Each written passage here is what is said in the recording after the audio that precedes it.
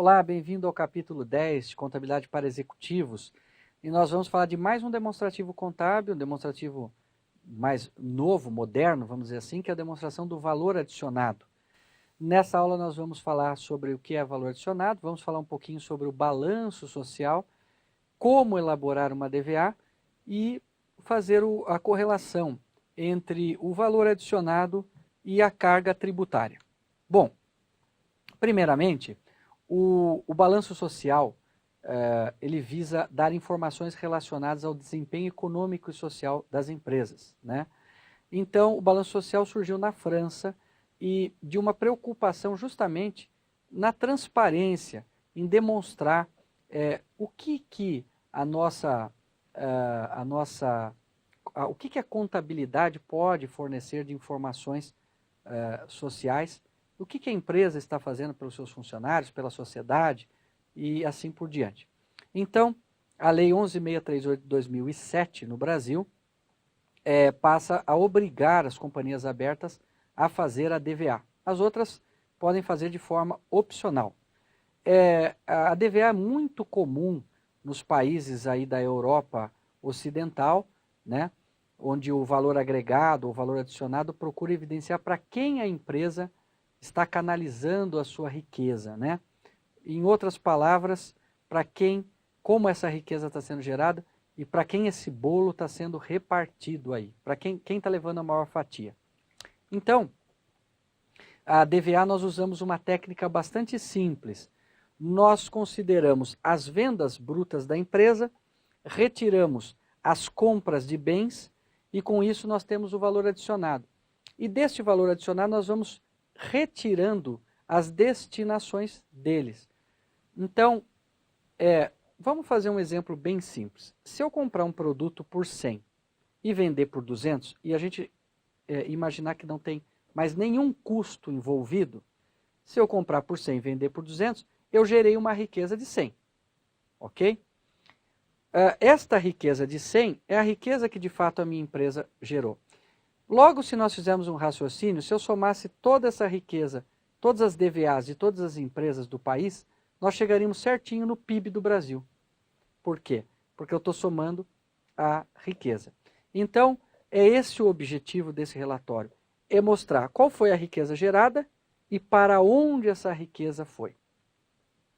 Como elabora a DVA? Olha só, nós temos ali um relatório da DVA, onde nós temos aqui,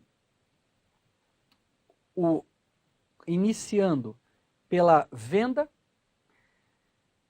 colocamos possíveis provisões em insumos, a matéria-prima que nós consumimos vamos subtraindo e vamos tirando aí materiais, energia, valores adicionados, retenções que não entram, depreciação e transferências, até que nós chegamos aqui no nosso resultado, o valor adicionado real aqui, ó. Na prática vendi um produto, retiro a compra desse produto, os insumos desse produto. E eventualmente contas de ajuste como depreciação, valores transferidos de outras companhias que nada tem a ver. Isso eu consigo chegar no valor adicionado. E aí, nós dividimos em algumas categorias. Quem é que recebe a nossa riqueza? A classificação é o seguinte, esse valor foi distribuído para grupos de interesse. Um grupo são os funcionários, são os salários que a gente paga. O outro grupo é o governo, são os impostos que a gente paga. Outro grupo são os chamados terceiros. Então são terceiros que provêm coisas para nós e nós remuneramos. E eles acabam ficando com parte da nossa riqueza. Por exemplo, aluguéis, etc. e tal. E o último grupo, os acionistas, os sócios, né? Eles são os quartos grupos. E caso eu tenha guardado alguma riqueza para permanecer na empresa, então a gente chama da riqueza retida. Então veja, este valor aqui que nós chegamos de valor adicionado real, tem que ser distribuído entre essas categorias. Então no final, se eu tenho 100, aqui tem que gerar 100 de valor distribuído. Então está aqui, ó, ele é distribuído para remuneração de funcionários, juros e capital, impostos e etc. e tal. Veja aqui alguns dados. A edição Melhores e Maiores da revista Exame calcula anualmente, e essa revista serviu de base para vários indicadores do nosso livro, ela calcula anualmente quanto do valor agregado ou adicionado das empresas vai para o governo em forma de tributo. Né? Então, qual é a fatia desse bolo que vai para o governo?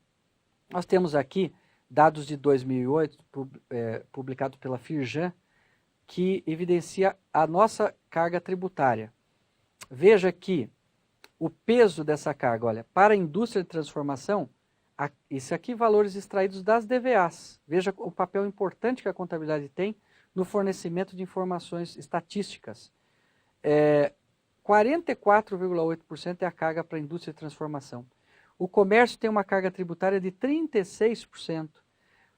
Serviços 23%, construção 13%, 40% para a indústria de utilidade pública e o agronegócio 6,7%. Então nós vemos que é possível medir a carga tributária exata usando esse relatório contábil. No Brasil, o item mais relevante na distribuição do valor adicionado são os tributos, evidentemente. Então, quando você faz a DVA, quem recebe a maior fatia do bolo aqui no Brasil é o governo. Já na Alemanha, são os funcionários. Então, os funcionários ficam com a maior parte da riqueza gerada pela empresa.